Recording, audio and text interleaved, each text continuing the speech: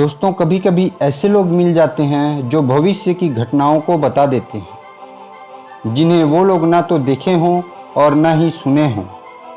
इस चमत्कार को हम भविष्यवाणी या भूतकाल का दर्शन भी कहते हैं।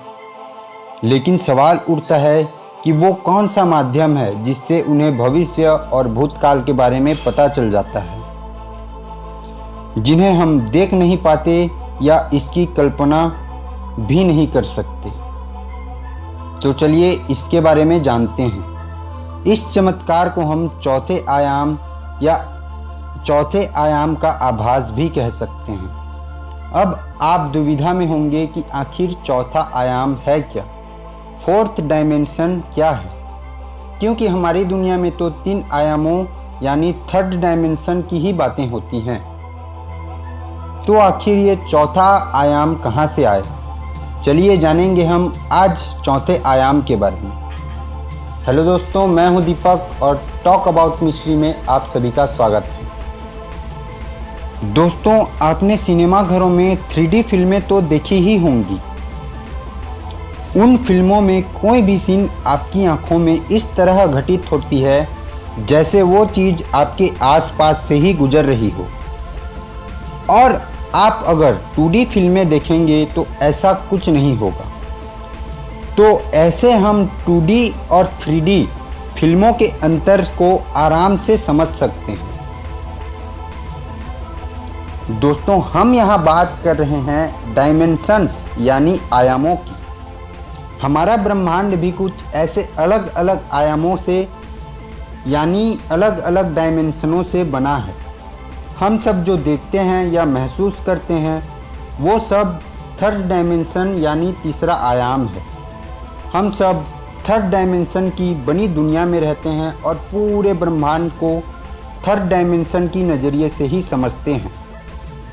हमारा ब्रह्मांड ऐसे कई आयामों से मिलकर बना है, लेकिन हम सिर्फ थर्ड आयाम को ही समझ पाते हैं। दोस्तों, सबसे पहले हम जानते हैं ये आयाम होते क्या हैं। तो पहला, जीरोथ डायमेंशन। इस डायमेंशन को समझने के लिए हम एक छोटे बिंदु को लेते हैं, क्योंकि इस बिंदु में हमें लंबाई, चौड़ाई और गहराई नज़र नहीं आती। अगर हम इस आयाम में रहते तो हमें एक ही जगह में रहना पड़ता, क्योंकि इस आयाम में ना तो लंबाई चौड़ाई होती है और ना ही गहराई ऊंचाई। हम इस बिंदु पर किसी भी दिशा में मूवमेंट नहीं कर पाते और हमारा सारा जीवन इसी बिंदु पर समाप्त हो जाता। चलिए अब समझते हैं फर्स्ट डायमेंशन को। उसी एक बिंदु की तरह अब हम 2 बिंदु लेते हैं और आपस में एक लाइन से जोड़ देते हैं, तो हमें एक सीधी रेखा प्राप्त होती है। यही रेखा हमारे फर्स्ट डायमेंशन को बताती है। अगर आप इस डायमेंशन में हो तो आप केवल एक ही दिशा में मूवमेंट कर पाते हैं या एक ही दिशा में चल पाते हैं। अब हम बात करते हैं सेकेंड डायमेंशन की। अगर हम 2 रेखाओं को लें और उन्हें आपस में जोड़ दें तो हमें सेकेंड डायमेंशन मिलेगा। इस डायमेंशन में लंबाई चौड़ाई तो होती है, मगर ऊंचाई और गहराई नहीं होती। सरल भाषा में कहूँ तो आप दाएं बाएं और आगे पीछे तो जा सकते हैं, लेकिन आपको ऊंचाई और गहराई का कोई आइडिया नहीं होता और आप उसके बारे में सोच भी नहीं सकते। दोस्तों, अब बात करते हैं थर्ड डायमेंशन की। दोस्तों, सामान्यतः हम अपने विवेक से 3 आयामों तक ही परिचित या सीमित हैं। मतलब हमें किसी भी चीज़ की लंबाई चौड़ाई या ऊंचाई गहराई ही नज़र आती है। अभी जो हम समझ रहे हैं वो थर्ड डायमेंशन के हिसाब से ही समझ रहे हैं, लेकिन हम थर्ड डायमेंशन में रहकर जिस चीज़ को भी देखते हैं वो हमेशा 2D में ही देखते हैं। हम वास्तव में 3D चीज़ें नहीं देख सकते, सिर्फ उन्हें महसूस कर सकते हैं। हम थर्ड डायमेंशन में रहकर उसके तीनों आयामों जीरोथ डायमेंशन, फर्स्ट डायमेंशन और सेकेंड डायमेंशन को तो आसानी से समझ सकते हैं, लेकिन हमारे लिए थर्ड डायमेंशन के आगे जो डायमेंशन यानी चौथे आयाम से आगे आयामों को समझना मुश्किल है। इन आयामों को ना ही कभी हम देख सकते हैं और ना ही कभी हम इसे महसूस कर सकते हैं। सिर्फ इन आयामों को विज्ञान और गणित की मदद से कल्पना कर सकते हैं। पिछले कई सालों से 3D फिल्में बनाने का सिलसिला चल रहा है। ये फिल्में होलोग्राफिक के सिद्धांत के आधार पर बनाई जाती है।